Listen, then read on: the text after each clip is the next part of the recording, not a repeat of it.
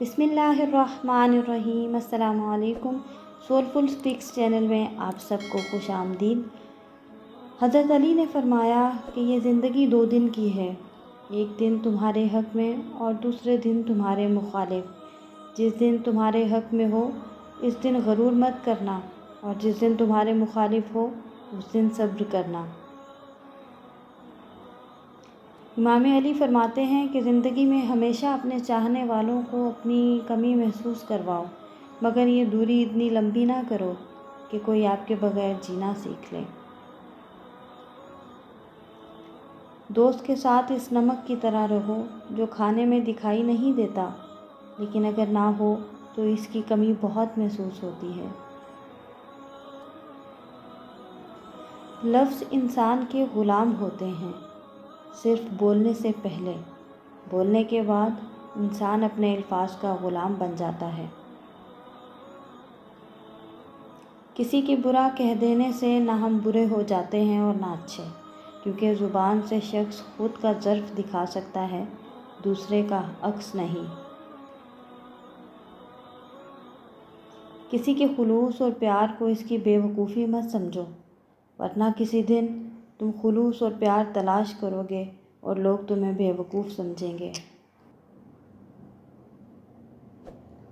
مشکلات ہمیشہ بہترین لوگوں کے حصے میں آتی ہیں، کیونکہ وہ اس کو بہترین طریقے سے انجام دینے کی صلاحیت رکھتے ہیں۔ اپنی سوچ کو پانی کے قطروں سے بھی زیادہ شفاف رکھو، کیونکہ جس طرح قطروں سے دریا بنتا ہے اس طرح سوچوں سے ایمان بنتا ہے۔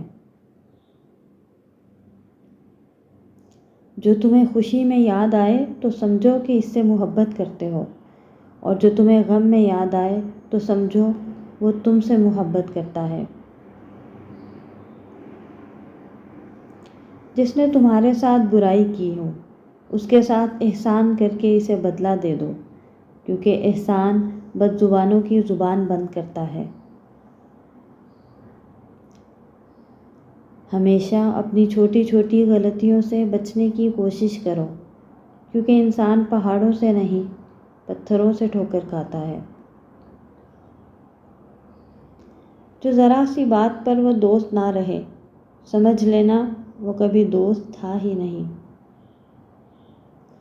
صرف 2 لوگ مقدر والے ہوتے ہیں، ایک وہ جنہیں وفادار دوست ملتا ہے، اور دوسرا وہ جن کے ساتھ ماں کی دعائیں ہوتی ہیں۔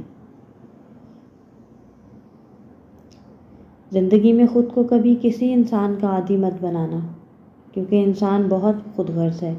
جب آپ کو پسند کرتا ہے تو آپ کی برائی بھول جاتا ہے، اور جب آپ سے نفرت کرتا ہے تو آپ کی اچھائی بھول جاتا ہے۔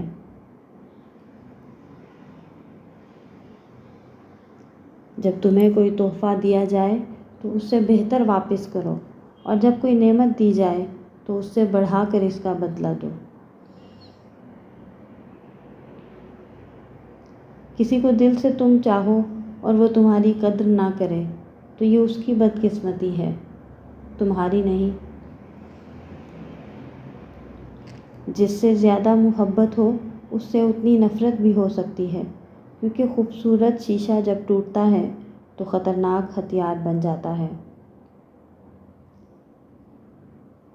عورتوں کی عقلیں ان کے جمال میں ہیں، اور مردوں کا جمال ان کی عقلوں میں ہے۔